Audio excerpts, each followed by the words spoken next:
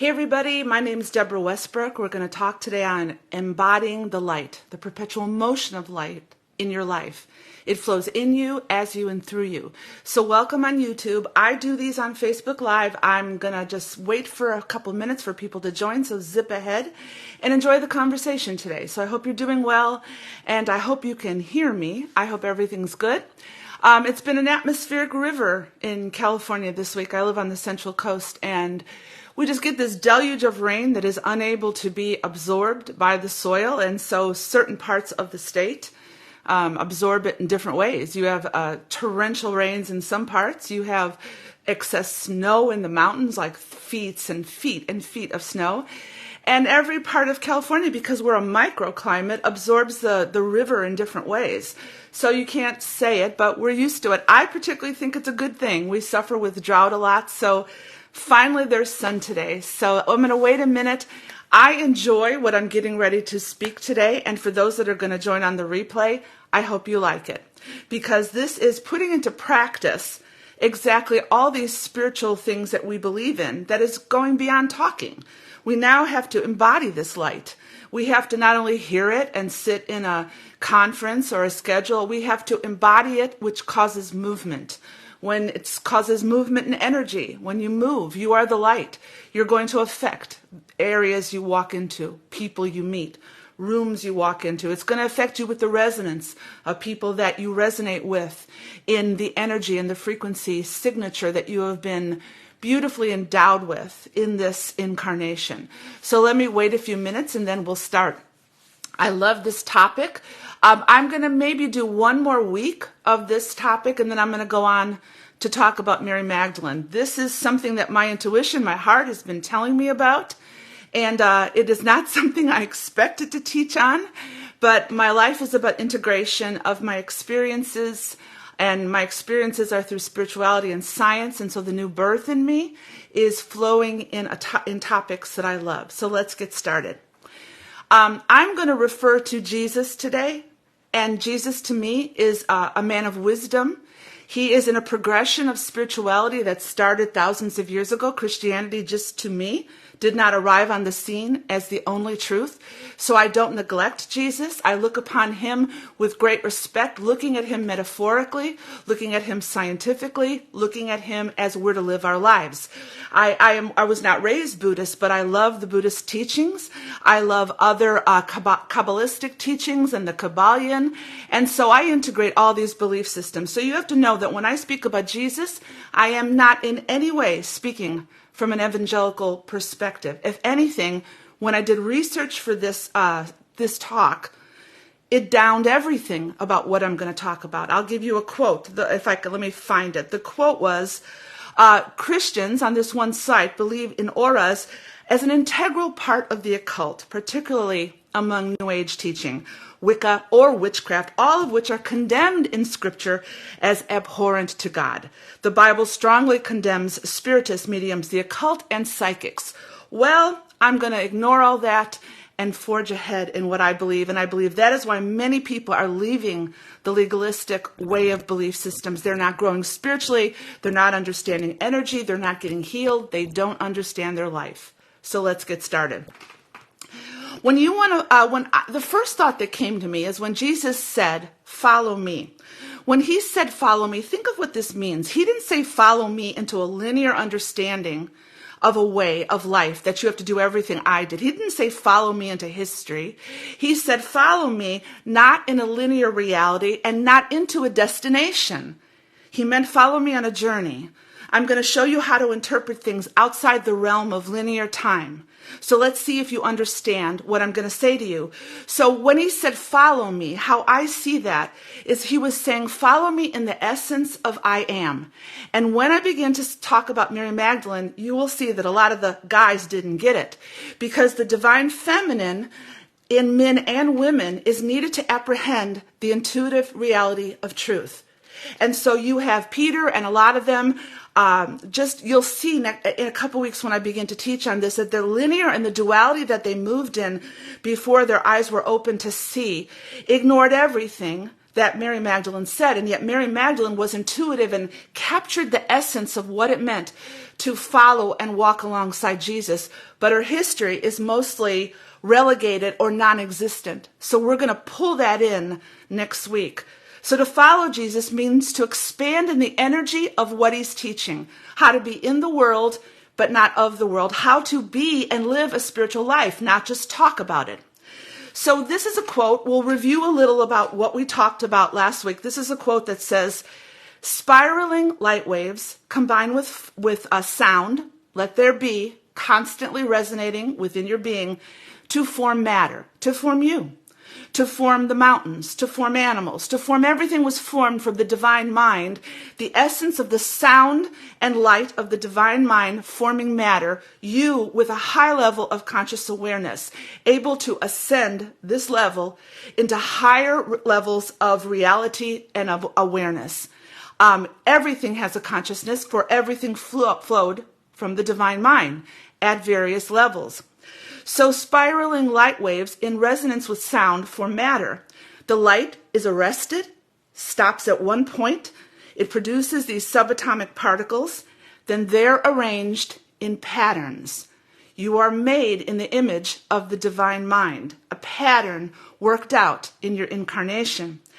And then these patterns, me, I am in existence because of the Om of God, constantly speaking into me, into my ethereal nature, endowing me with very high frequencies and potential to access the field, to allow me to live and move in my incarnation in ways that no one's ever taught me. This is you and this is me.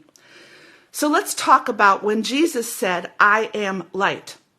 I don't read the Bible much anymore. I am led intuitively by the essence of who I am to go to particular portions of the Bible because for 30 years I was in it. So I don't read it extensively, but I'm drawn to certain verses that show me the essence of who I am. So Jesus said, I am the light of the world. He didn't just say that as words. He embodied that reality in his walk on the earth. By meeting people and moving in his intuition, by ascending into a light body, by moving in ways that astounded people by the knowledge that he knew that flowed through him. He was as God in the earth, as are you, a fractal of God. Everything that is resident in Jesus is resident in you and me, but we have not tapped into it. So his journey was to show you that you are also the light of this world. And it is the light of this world that will change the energy that is currently on the planet and transition into a whole new realm of life. So to embody means to incarnate, to express in visible form, to manifest, to actualize, to show. When did you last do that? Sitting in a church, only moving in relation to what a leader told you was the narrative by which you could live, move, and have your being. And if you move out of that narrative, you're considered New Age or woo-woo or some such thing. When you rely on your intuition, they make no room, generally speaking, for the reality of your embodiment to flow forth in brilliant light. So this physical body, this body that I'm in, this body that you're in, is a container that functions at the level of reality in space-time. And this body has subatomic molecules, atoms, constantly vibrating, never sitting still, in perpetual motion. And you are in the world, but not of it. So you are constantly in touch with the potential of the field. And this level of reality is your incarnation, and it moves at a certain level of the speed of light. If you only believe your knowledge comes from this level of the speed of light, you're greatly mistaken, because there is speeds greater that form in harmonic multiples the higher you arise in your awareness. You are not stuck in this realm, living in a linear reality. You are allowed to ascend, which every spiritual master talked about, to ascend in light, which will birth a greater level of consciousness, and it is an individual journey. Your journey of integration is not my journey of integration. And that is why I respect you and you respect me. So these spiraling light waves and sound created matter, created my form, created my essence in time for such a time as this. And it took a form. It took a reality. And in that reality, if we've lived in pain and we've lived in trauma and we've not been aware of our energy, or we've never been taught about the essence of our energy signature, or we don't know who we are, we look to linear prescriptions to change who we are. I am my biology. I am my spirituality. I am light. I am my humanity. I am my divinity. All those things form the essence of how I navigate light. But you're not taught that. You're disempowered. You're told you're nothing. You're told you have to look outside of yourself to engage in any level of ascension, and that is simply not true. So light is never contained.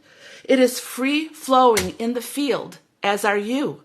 Value your incarnation.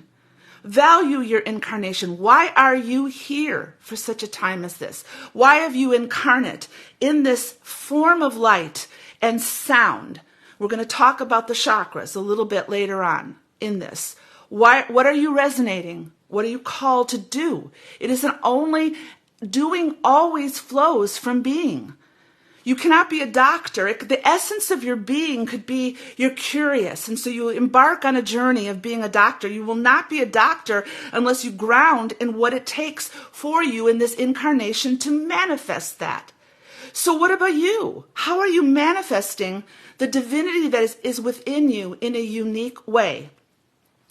So many spiritualize the statements of Jesus, along with many other wisdom teachers, and placed on a level so high above us that we've defined God as this mystical, nebulous creature that we can never hope to attain. So we're always asking for more, pleading for more, begging for more.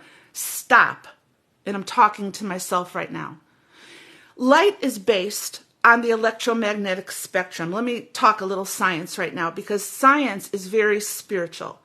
The electromagnetic spectrum is all light. That which we can see is visible light, and on either ends is that which we can't see. But nonetheless, it is there. It is relevant and it is there. So our perception is very limited to a certain realm of light. But when you move outside of that realm, you begin to see. Many people can see auras through their clairvoyant means. They can see auras. That's why you have Reiki healers. That's why you have shamans, because they're seeing outside of the spectrum to which you feel you've been locked down in. There's many people believe that this is a simulation, and the simulation is based upon the rules of 186,000 miles per second. But there is a prime reality outside of this simulation, that you are greater, and that is where your existence is. It is not here. You are here in time for such a time as this. So charged particles within you, electrons and proteins, live, move, and have their being in constant motion. Like Greg Braden says, I really like Braden. Do you know you're in and out of time all the time? That your molecules are always supercharged? That you're never really fully here?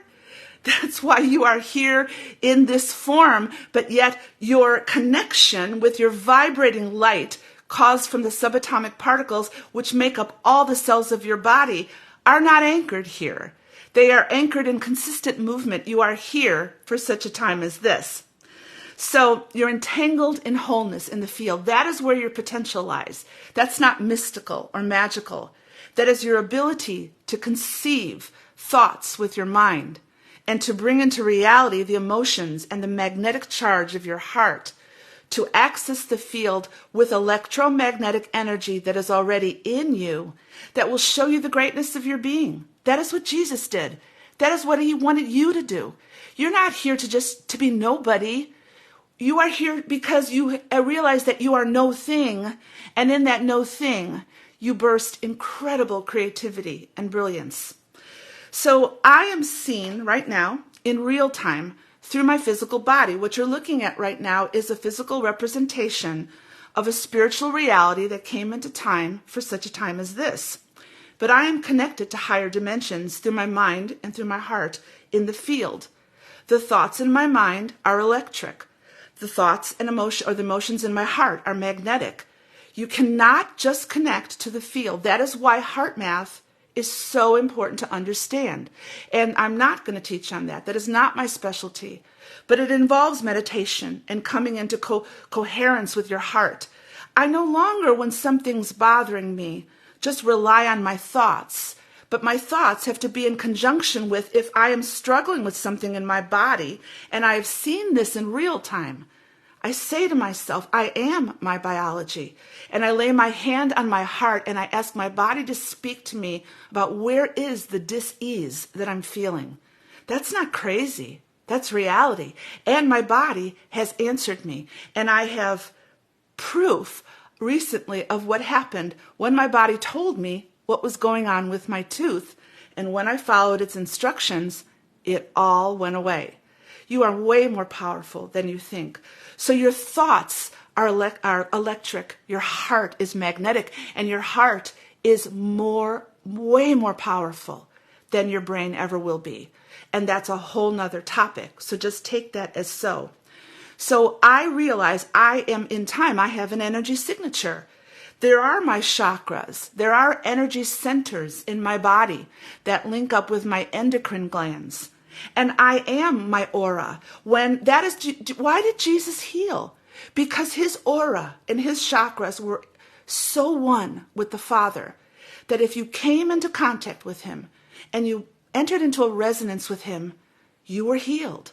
It's as simple as that. You can heal. You can believe in healing because of the divinity within yourself. It's just astounding to me. It is birthing such life in me. So I connect with the fields outside of my realm of time through my energy. How? Through intuition.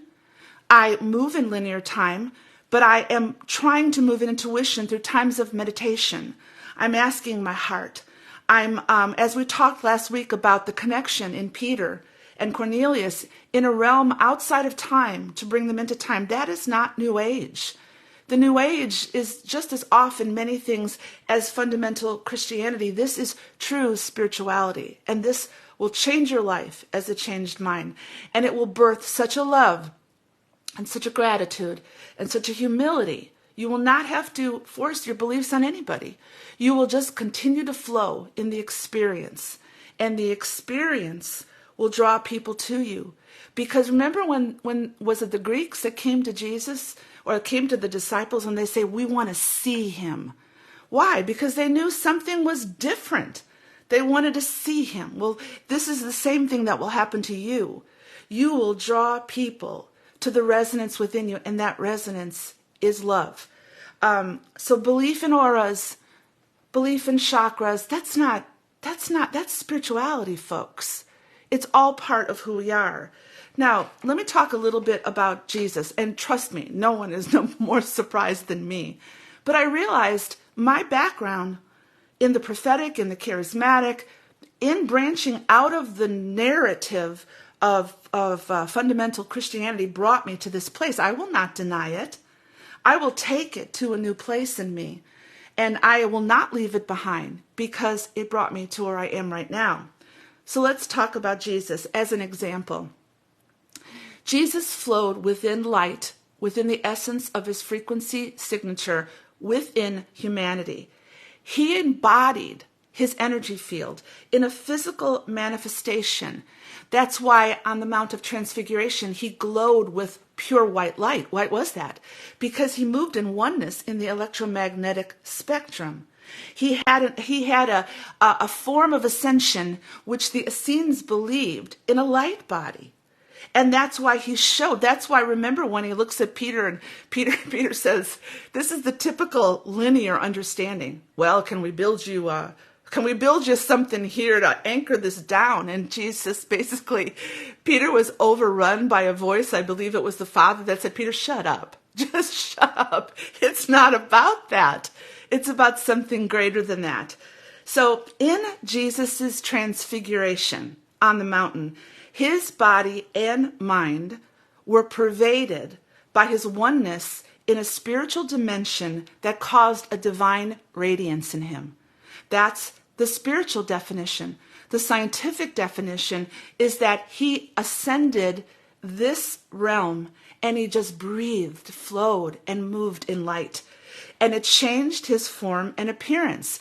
Do you know that several people have wrote me and they have said that they can see auras sometimes around people and they can see light around people? That's a phenomenal manifestation of an experience of a gift in you.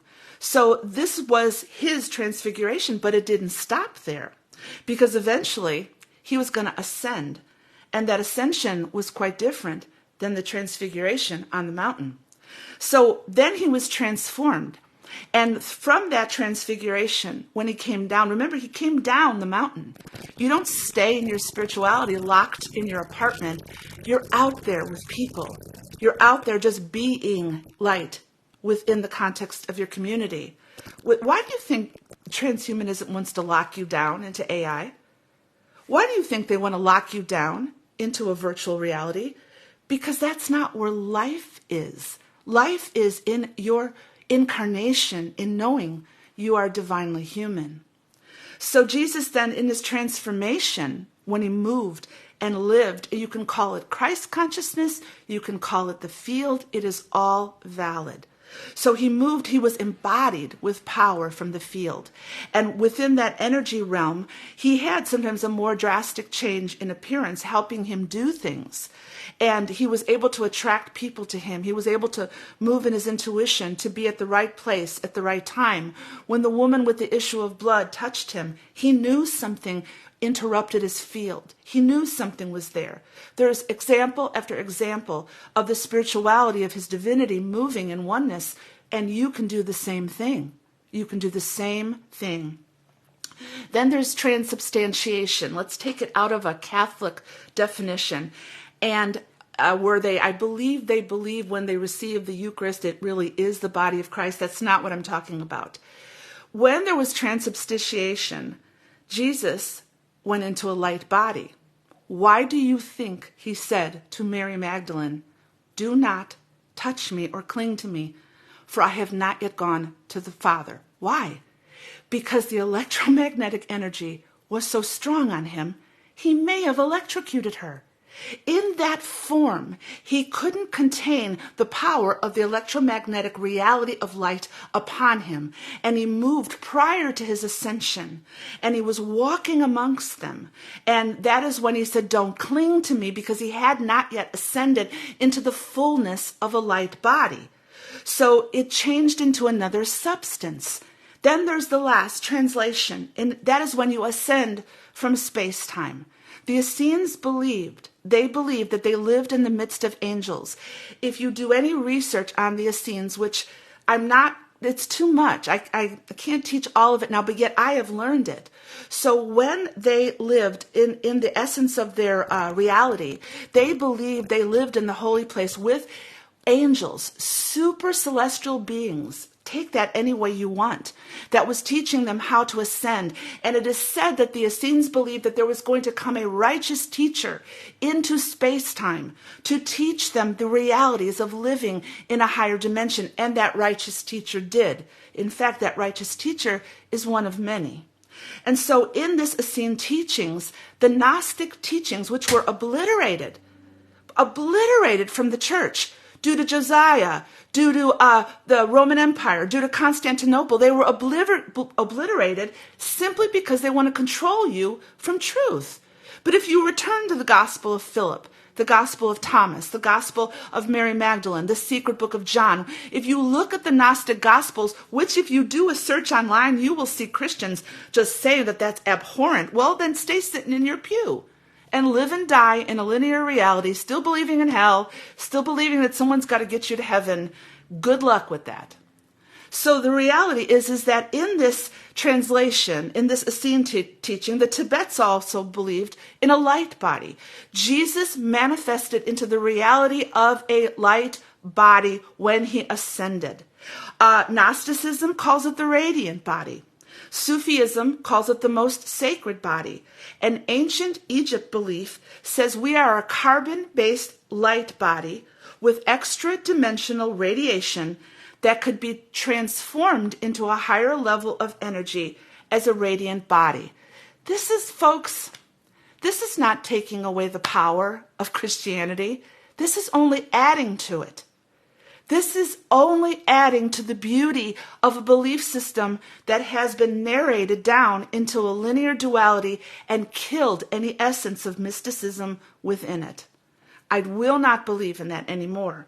So now in Jesus, in his life, in those different forms, they're very easily understood by science. They're not so mystical that you have to picture this narrative like, oh, if only I could do that. If only you can. Maybe not now. Maybe you won't ever achieve that stage of enlightenment, but you can still believe it is true and it is possible.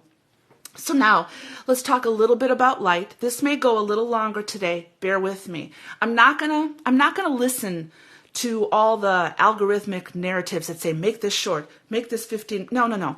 To get out a point, people will listen to this, even if it's in segments, in time, because this is going to birth life. So now, let's talk about light. In Jesus, in you. Light is in perpetual motion. We talked about this last week. It is always movement. It has no rest energy. Does that mean you're frantic? No, it means that you are always vibrating at a certain energy frequency because you are matter and those atoms in you are always vibrating to be who you are in the frequency to which you've been brought to earth in. The particles are in constant motion. That means that if they're in constant motion, you have the ability to access higher realms of consciousness. That's not just for a select few. Just if you throw caution to the wind and just step out and access your intuition to just try new things. Get past the fear and try new things. So the particles in you are always absorbing light. They are dynamic. They absorb and they emit life. That's why you're light. You have a dynamic movement of light within your body right here on the earth. And this dynamism is perpetual motion, and it will, it will continue as long as the resonance is held.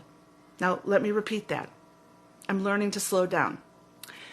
Your light particles will resonate as long as the resonance is held. What happens when the resonance or the sound is no longer there? You transition, folks. You don't die. You just transition to a higher realm of reality. I call it the prime reality. You need not fear death. When it's your time, it's your time. So right now, give it all you got and be divine in humanity right now. You don't have to fear death. And I'm speaking to me and everyone else. So faster frequencies, when you rise in consciousness, they actually carry more information. Why is that?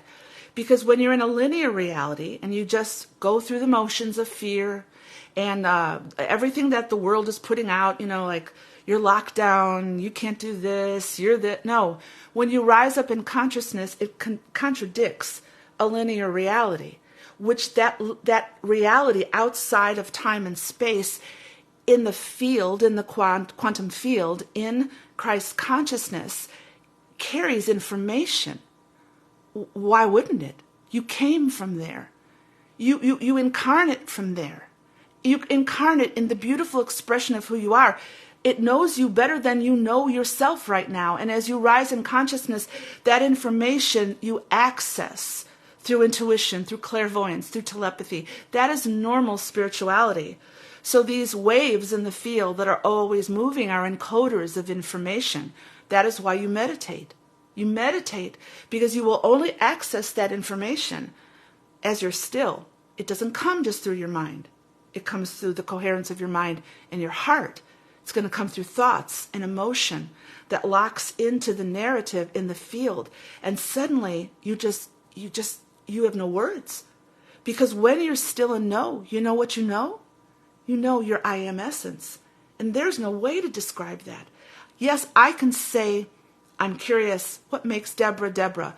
I'm curious, I am loving, I am kind, I am, I love knowledge. I love to help people see their brilliance. But what's the essence of Deborah? I'm not so sure that's explainable. Maybe that's why Jesus said, I am that I am. Maybe you can't really pinpoint yourself down to that essence. Maybe it's a deep knowing within you that only you will know. And you will know what to expect, what to accept, what to reject, not from anger, not from constant anxiety or trying to prove a point, but you will know from that I am essence, access through higher dimensions of even meditation. God will speak so clearly in you, do that, don't do that. And when you follow along that path, you will discover that it is a love energy so powerful that you will know that you know this is who I am. I am that I am. And you don't have to prove yourself to anybody. Because as people want to argue about who you are or want to argue about anything, they're moving you into a level of duality. They're moving you into a low level of vibration. Please don't go there. You are way more than that. So, everything has an energy signature, and this signature is a unique code of information for you, for me. And so when there's something called wave interference. Let's put this in human terms. When my energy field, could extend out to me many, many, many feet, interacts with your energy field, there's going to be change. That's why you feel what other people are feeling. That's why you know what other people know. You know this. Don't deny this. Trust your intuition to say, don't do that, because your intuition, as you're flowing in it, as you're learning to flow in it, only has your best interest at heart. You know, this week when I was doing some time of meditation, I was thinking about my life in the prophetic. And the reason people liked having me minister in their churches was because I never followed a set plan. If God said, sing the book of Ephesians, I sang it. I got a decent voice. I sang it. If God said, work with the worship team and this song is going to bring forth change, I did it. It wasn't that I was just so trying to prove myself. People were hungering for something outside of the narrative of sit, be still, don't ask questions, and just take this all in. They wanted to engage with a realm higher than them. They wanted to experience these things. That is the new birth. It's not accepting Jesus. The new birth is finding yourself in this place of time for such a time as this. Now, I am not an expert on the auras and the chakras, but I do believe I have experience. So I'm going to tell you a little bit about auras and chakras. Many of you will be more experienced than me, but I'm going to lay down some basic principles of auras and chakras. And one of the things I keep saying over and over is I experienced the reality this year. In fact, these past 4 years, I'll just give it to you generally. The stress in me from when my husband passed away almost 5 years ago. And yes, Dr. K, takes about 5 years. Someone told me you said that. You are absolutely right, because I feel like I'm coming out. But that grief in me caused so much stress, it affected me on so many physical realms. Why? Because my root chakra was upended. It was like overnight, bam, this is what I was today, and suddenly that is not who I was tomorrow. My whole reality shifted. All the promises, all the dreams, everything shifted, and it affected my root chakra. Your root chakra deals with bowel syndromes. It deals with fear. It's where you can't even move out because you're so fearful because something is upsetting the foundational reality of who you are. And I had to learn that, and I did. So that's just one example. So what are the chakras and what are the auras?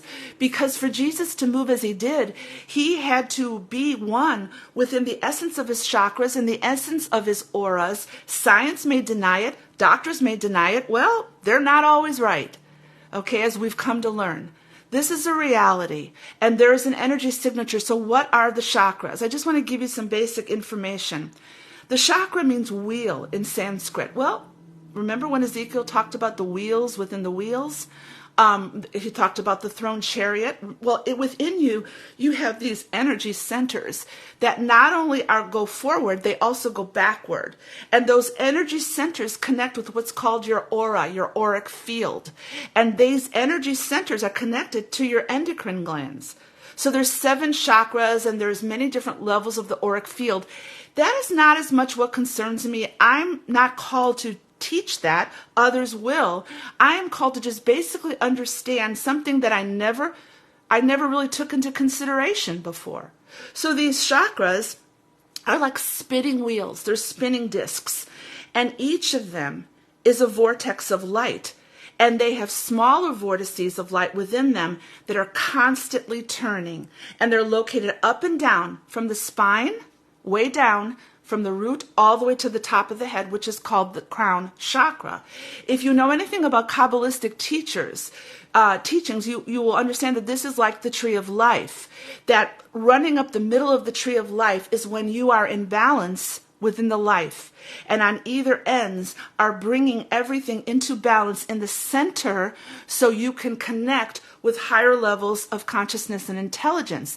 That is why people experience Kundalini awakenings. This is real. That is why they ask for their pineal gland to open, because it increases clarity and spiritual vision. And that all happens when you are still and enter into a time of knowing. So these 7 chakras are made up of vibrating light, and they receive their interplay. They work together to form a manifested wholeness and harmony in your body. When one is out of line, very often you will struggle with dis-ease. So that is why there are Reiki healers. And I'm sure not all Reiki healers are good, but there are some that are good, that are loving and kind and intuitively want to help you balance these. And they don't profess to know it all. They don't profess to be psychologists. They're not doctors. They're just going to help you, set you on a journey of discovery to be more aware of who you are physically that is influenced by your energy signature. So each of these chakras is connected to a specific energy wavelength. That is why they each resound with a certain color. And so when all those colors combine as white light, all the chakras are in oneness. That's why Jesus said, I and the Father are one, because everything was lined up. He didn't walk in fear. He didn't walk in anger. He was just like a beautiful representation of moving in the energy of who he is and going outside the narrative of any level of control. So balancing the chakras, and please, I'm not saying that that's all you think about every day, okay? I don't, but I know if something's off, I'm going to ask, what's off? Why is this happening? And so the thing is that I stay in times of meditation. I try to enter times of meditation. I don't make it so like, oh, I've arrived at some place. No, I just get real quiet for about 30 minutes. And when the monkey mind takes over, I quiet down again. And then after I'm done, I journal what I am speaking to myself. And this alignment of your energy brings you into higher realms of self-awareness. I believe Jesus modeled that. So the chakra and the auric field around the chakra are vehicles of consciousness. How else do you expect to connect with God or with the quantum field or with Christ's consciousness if it's not through a level of something that is in you, around you, and surrounds you? You do not connect in your humanity with a higher realm of consciousness except through a revelation of your divinity. That is why you are divinely human. So the light and sound coming from the chakras are exactly the light and sound of the electromagnetic field. They're emanating this color and light, and I don't know too much about it, but there's a growing field called color therapy. It's very real. Maybe some of you know more about that. So the aura is an emanation of energy that surrounds the body and extends out from the body. Why is it that when Jesus was walking that people would just be healed in his presence? Why is it, I think, was not it said that Peter, when that upper room, higher level consciousness occurred in his life, that he was able to walk out and just see people get healed? Is that not possible for us? Yes, and we don't need a conference to do it. We don't need a conference. We don't need a prophetic word. We just need to come into an awareness of our I am. And then you will know with wisdom what to say to a person, what not to say to a person. You will know the power of your words. You will know the power of your actions. You will know the power of your energy, and you will never downplay your existence again. this is a process. This is a journey where you're there, but yet you've not arrived because you're learning something new every single day. Stop being so hard on yourself. Please stop believing that you are nothing. It is the they. You know who the they are, whoever they are, that are trying to control in every single way to make you less than what you are. So these auras are an emanation of energy surrounding a body. They extend out from the body. So the chakras, now let me just briefly tell you, you can do your own research. It's a state of energy flowing within the body. You have 7. You have the root chakra. And this is where you feel balanced, where you feel safe, where you feel secure. That's why when fear hit me that, what am I going to do in life? It hit my root chakra. That's why I had irritable bowel syndrome. No lie. Not pleasant, but that is what I had.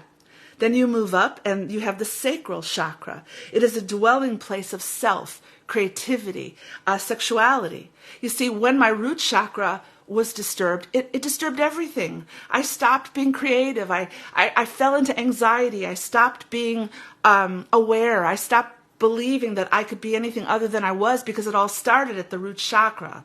It started there. Then sacral is that dwelling place of self, where when you get rid of all fear, that sacral chakra comes alive and you say, no, you can't tell me who I am.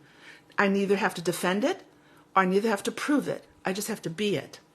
So after that is the third is the solar plexus. That's the life force. It's your personal power center.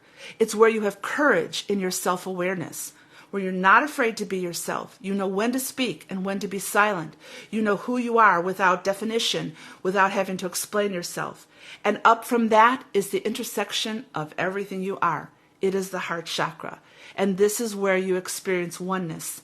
It is where everything has to pass through to get into a higher realm of authority. And so the heart is where there's an infinite exchange of love, in emotion, in combination with the electricity of thoughts to connect with God in oneness. It gives and receives unconditional love. I'm going to tell you an experience I had this week. I don't say this lightly because I wasn't looking for it. I wasn't. It just happened. And it changed my life. I was sitting on the couch and I was thinking about my life. I just was thinking about various things and like a grief came on me. And I found myself suddenly just lifting my hands. And I was just talking to the universe with my hands outstretched. And I had no words. And suddenly, supernaturally, an energy flowed through me of love. I can't even explain it. I can't explain it. Other than it's real, folks. And it was so powerful. From that point, it gave me a clear definition of who I was.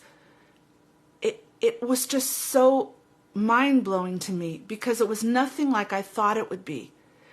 If I have words to describe it, it probably would not have happened. But I'm telling you that love energy is so powerful. It's not always about talking about love and light. It's about emanating the reality of love in such a high realm of consciousness that you affect everybody around you. And I found myself for a week, this is crazy, just listen, I'm trying to be me on these. I watched the whole series of Call the Midwife. Now, you guys probably didn't see this, but it's on Netflix, and it's from the midwives in England, and there's been 12 series, and I watched every one, and I found myself constantly crying. Why? Because that was where true relationship was taking place. And I looked at the world around me and I thought, we're being pushed into such disconnect, such tribalism, such fear that we're disconnecting from one another in every way possible, and virtual stuff is not helping us. And in this series, they had connections in love. They were with each other. They touched, they hugged, they got mad, they moved on, they dealt with each other. They were truly entangled. And the writer of Call the Midwives, I believe she wrote a book. Well, I was supposed to watch that series because I realized that is what I'm craving, to give myself, yes, to give myself here on this platform, because I love doing this for all of you, but to also, when it's over, that the more I am seeking in my heart happens out there not here. This is just one part of me. And what happens out there, I'm not sure yet. I'm still exploring that. I hope that makes sense. So when you move up from the first four, from the heart, you hit the spiritual chakras. This is the throat, the third eye, and the crown. The throat is communication. Thyroid problems sometimes. Like, are you afraid to say who you are? Are you locked down? The third eye is a spirit that feeds to the self through intuition, clarity. It accesses higher levels of consciousness, imagination, higher wisdom. And the crown is the ultimate connection to one, is the conscious mind linking to universal energy. This is where Jesus was when it was oneness. So a few more things before I end. Let's talk about the auric fields. The chakras are located within, connected to endocrine glands, but they are also going to connect then to the aura. The aura is going to connect to the universal energy. This is reality, even though many deny it.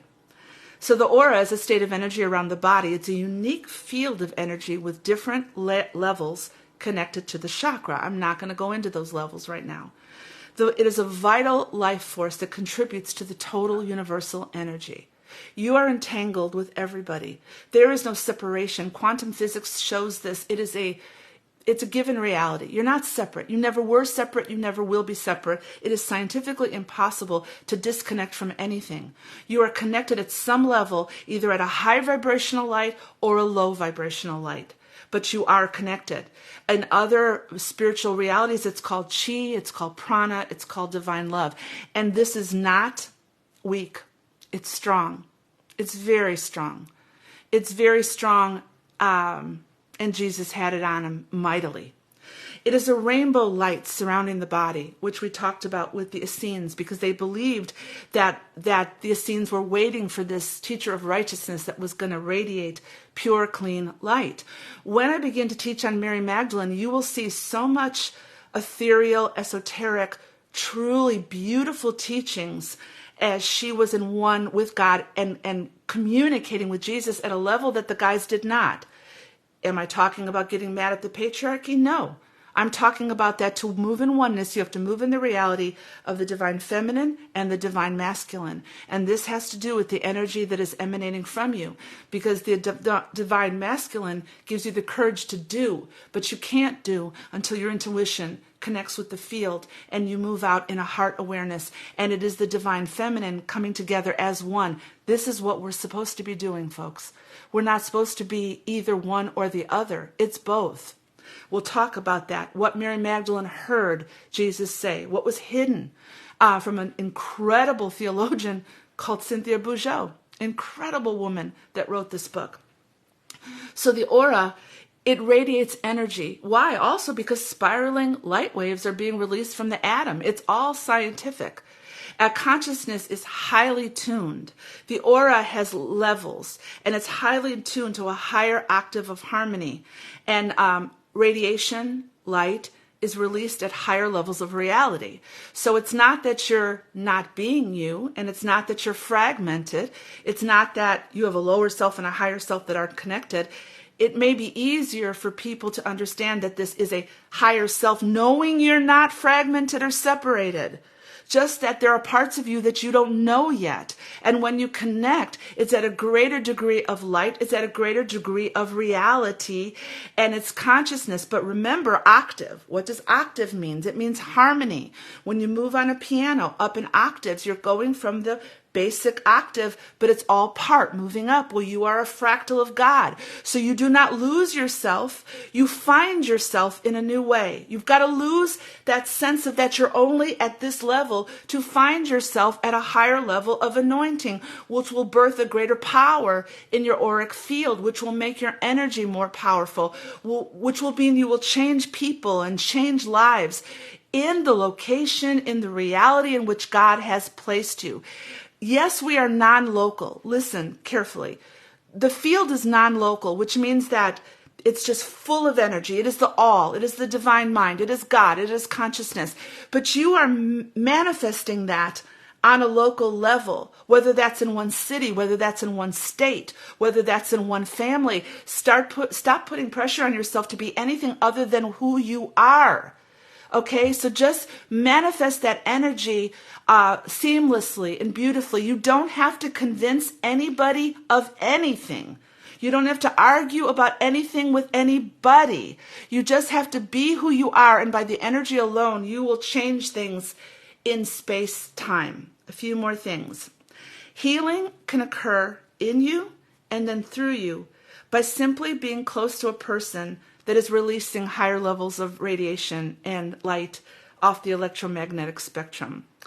Why do you think, do I have to say it? I mean, did Jesus always lay his hands on people? Didn't he tell the centurion, and please tell me if I'm wrong, go home, he's healed or she's healed. I forget the story. Because healing can transport across time. Do you know that you can send energy to people? Do you know if relationships are disturbed right now? Or if people are letting you go? Or that you can't get to a person that needs healing? Do you know you can send energy? You, in the essence of your heart and your mind, every night before you go to bed, can be consumed with sending that energy of love to a person that you know is struggling, and it comes without words. Maybe it will come with words, but you do not have to be in the same time and place. That is why people, as they rise up in consciousness, will heal this planet. We don't have to all be in the same place at the same time. This rise in consciousness, this rise in love energy will heal the planet. Our best days are ahead of us, no matter what we see. Believe it. We are electromagnetic beings. Every subatomic particle is charged with electrical energy coming in and radiating out. So we are radiating electricity, and through the spin, magnetism. So the aura is composed of all this. So why am I teaching this? It's very simple. There is an excitement that comes when you begin to start moving clairvoyantly, telepathically. There's a book called The Psychic Powers of Jesus. I'm reading it right now. It's not downing Jesus in any way. It's just breaking the narrative of what evangelical or like fundamental Christianity tried to tell us. They had a purpose, and a lot of this stemmed from a big church in Rome trying to do the narrative of what we believe. Get rid of that narrative. Be clairvoyant. Be intuitive. It will take you on a journey where every day, no matter what you're struggling with, life will be a journey. You are your biology. You are your spirituality. You are your physicality. You are your body, your soul, your spirit. The I am is resonant within you. And what we need now is curiosity and awe and wonder, because we've been locked down. I believe that with my whole heart. When you start experiencing this and you hear that still small voice within you tell you to take a step, and you take a step, even if you take it going, what in the heck am I doing? If you take it, you will see. It will birth this sense of awe and wonder and beauty. And in birthing that sense of awe and wonder and beauty, you will flow in such an energy that will be so unique, and we will all unite on the basis of our beautiful creative expression, because there's nothing greater than thrills me than my creativity. And I wake up every day, because I've struggled a little bit living in this area. It's kind of strange. That's a whole nother story. I live in paradise, but yet it's not paradise to me. I'm several miles from the ocean, and yet the energy is so strange here. So it's like, maybe I'm called to change it. So I have to change my way of thinking. So from the bottom of my heart, I don't really know what I'm doing. I'm just being me. And it's given me such freedom as I read and I explore. So either next week, I'll end this series and we'll move on to Mary Magdalene, or I might start Mary Magdalene next week, because my goal this year was to bring you into a different topic every month and to stir things. I'll do the studying. Like, I'm sure Dr. K's like me. I love to study. I love to read. I got a stack full of books and I schedule time to read. I love it. But nothing that I speak to you will down any belief system or will bring down. I will not take a side.